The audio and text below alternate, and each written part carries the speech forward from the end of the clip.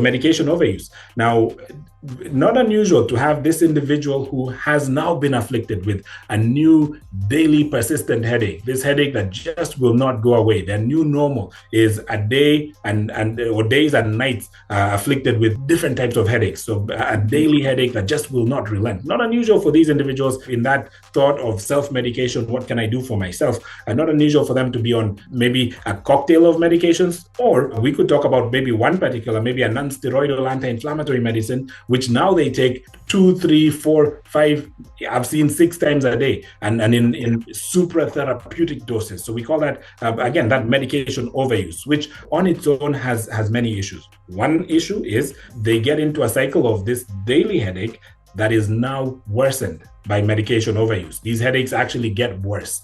And then whenever the medication levels dip, so whenever they do not take the medication, they have these rebound pretty severe headaches. So medication overuse is quite real in these patients. So as you take that headache history, really carefully try to understand. I always try to understand what other medicines are you taking? Help me understand what your medication regimen is. How do you take XYZ medication? And then we're able to parse out that medication overuse as part of what's contributing to this vicious headache cycle. The other part becomes medication overuse starts to expose them to systemic side effects. So issues related to their gastrointestinal tract, so ulcers and gastrointestinal erosions because of the effects of some of these medicines, liver disease, so just injury to the liver that can progress to many other places, again, just because of overexposure to certain medications, kidney issues, again, because of the adverse effects of some of these overused medications on organs like the kidney. So medication overuse is real. It's quite an issue in these patients. And unfortunately, it's in that attempt